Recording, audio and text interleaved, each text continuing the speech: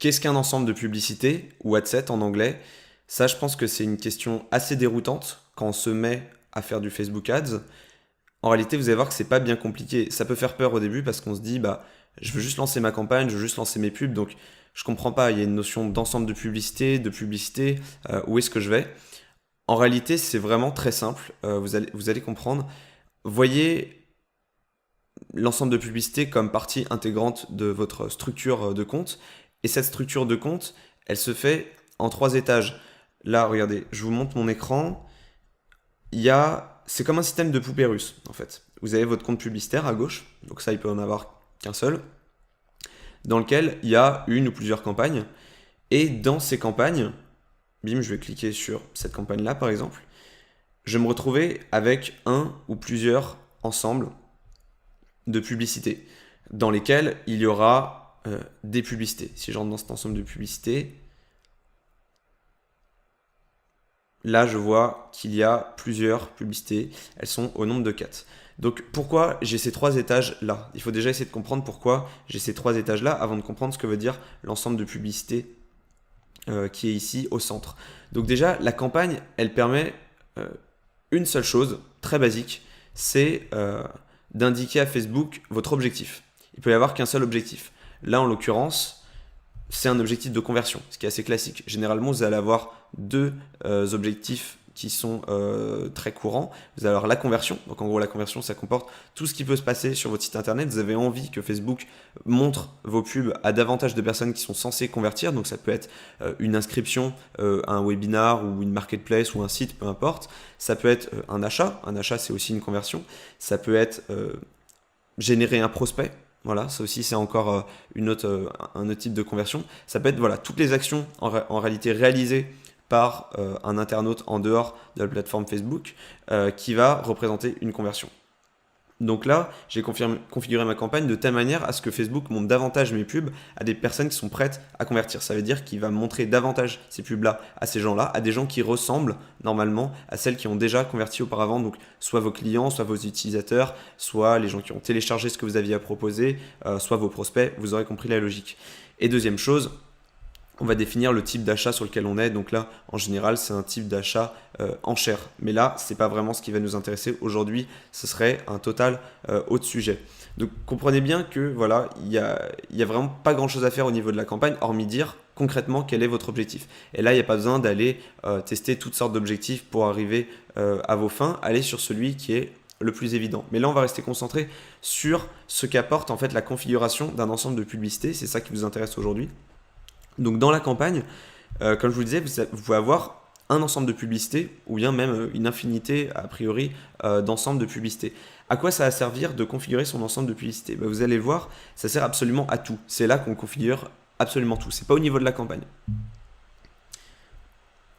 Donc au niveau de l'ensemble de publicités, c'est là qu'on configure tout. C'est là qu'on va dire par exemple, voilà, j'étais parti sur une campagne de type conversion. Il va falloir quand même renseigner à Facebook quel est l'événement qui mène vers une conversion.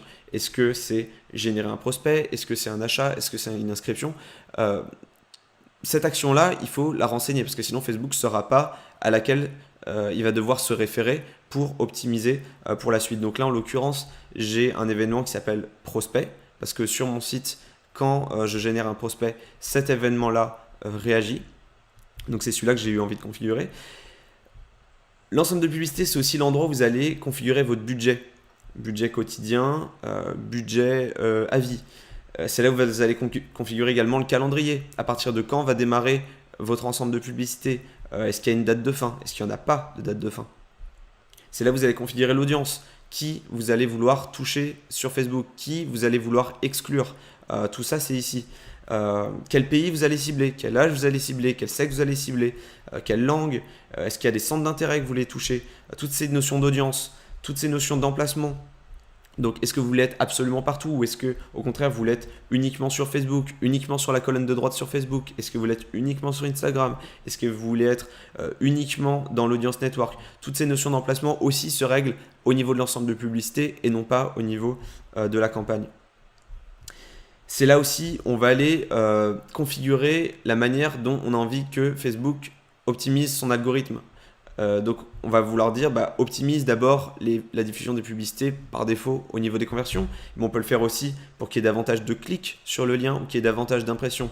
Bref, je vous laisse regarder les autres vidéos pour essayer de comprendre chacun de ces points-là, mais c'est l'ensemble de publicités qui va aller chapeauter, qui va aller configurer l'ensemble des points, et non la campagne comme on pourrait le penser. Donc maintenant, combien il faut d'ensemble de publicités dans une seule et même campagne?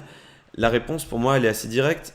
Il en faut, alors quand vous lancez pour la première fois, essayez vraiment d'avoir un seul ensemble de publicités qui va aller cibler un petit peu, surtout si votre budget est faible en fait. Essayez d'aller cibler tout de suite de manière hyper fine, hyper chirurgicale, par exemple l'audience sur laquelle vous voulez être, l'emplacement qui selon vous va faire le plus de performance. Bref, au début quand vous avez peu de budget, essayez de rester très très fin dans votre approche. Donc là, vous n'avez pas besoin d'avoir beaucoup d'ensemble de publicités. Vous en aurez normalement un ou peut-être deux. En tout cas, voilà, si vous commencez à multiplier le nombre d'ensembles de publicités qui vont se retrouver dans une campagne donnée, c'est souvent pour tester trois choses. Soit vous voulez tester plusieurs audiences en même temps, plusieurs emplacements en même temps, ou plusieurs modes d'enchères. Voilà, ça va être les trois grands cas où vous allez multiplier le nombre d'audiences. Par exemple, je m'explique. Là, j'ai voulu tester, par exemple, on voit ici audience lookalike, donc LAL, c'est comme ça que je le résume. LAL 1% FR, donc les gens qui ressemblent, les 1% de Français qui ressemblent le plus à ma base de clients additionnés au centre d'intérêt entrepreneuriat. Ça, j'ai voulu, donc du coup, cette audience-là, la comparer en termes de performance à la même chose, mais au lieu de mettre le centre d'intérêt entrepreneuriat, j'ai mis centre d'intérêt expatrié en Europe. Donc, j'ai voulu comparer les performances et pour savoir à la fin, finalement, quelle audience je vais devoir stopper ou quelle audience sur laquelle je vais devoir capitaliser. Ça, c'est des questions auxquelles j'avais envie de répondre. Du coup, dès le début, j'ai lancé deux ensembles de publicités qui sont très différents en termes d'audience pour voir lequel a le mieux marché. On peut tester ça, mais on peut tester aussi des emplacements. Là, j'ai fait la même chose, sauf à dimension uniquement d'Instagram Stories. Et là, pareil, ça me permet d'aller tester des emplacements. Comme je vous le disais, donc on peut tester des audiences, des emplacements et des modes de diffusion, des modes d'enchères. Ça, c'est un mode un peu plus avancé pour le coup. Je ne l'ai pas testé dans le cœur de cette campagne, mais c'est souvent un cas qui nous pousse à multiplier le nombre d'ensembles de publicités. Enfin, dernière chose, sachez que tout à l'heure, je vous parlais de système de poupées russes où il y aurait les publicités qui seraient dans des ensembles de publicités qui seraient elles-mêmes dans des campagnes. Dans les faits, il y a une petite chose à savoir, c'est que une publicité qui est dans un ensemble de publicités A, vous allez pouvoir l'utiliser aussi dans l'ensemble de publicités B.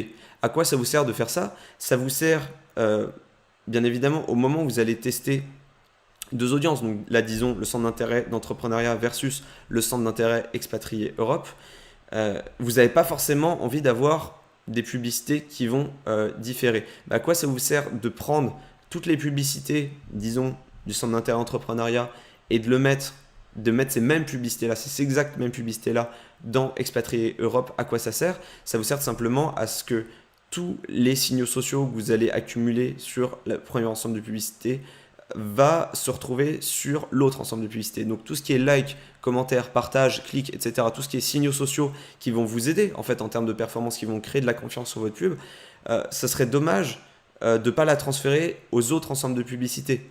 Parce que sinon, c'est comme si vous redémarrez à zéro à chaque fois que vous lancez un même ensemble de publicités, alors même que vous aviez envie de leur montrer les mêmes publicités, ce qui est dommage. Donc dans une logique de comparaison de performance pour deux audiences, par exemple, vous avez envie d'utiliser les mêmes publicités parce que sinon vous perdez ce confort-là qui est que vous aurez créé de la confiance et qui aura fait que c'est pas statistiquement valable en fait d'aller mettre des publicités qui ne sont pas chargées des mêmes signaux sociaux d'un ensemble de publicités à un autre. Donc comment on fait ça? Je vais vous montrer très simplement. Vous rendez dans l'ensemble de publicités. C'est pas, je préfère vous le montrer maintenant parce que c'est pas quelque chose d'évident.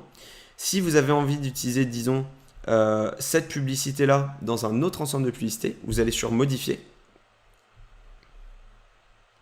Et là, sur la droite, vous avez un petit bouton qui vous permet de sortir du Business Manager Donc il va apparaître juste ici.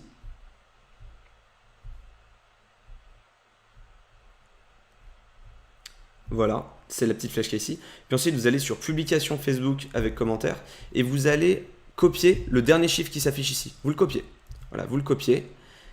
Et vous vous rendez donc du coup dans l'autre ensemble de publicités dans lequel vous avez envie de coller en fait finalement cette publicité-là. Donc cette fois-ci, les expatriés Europe.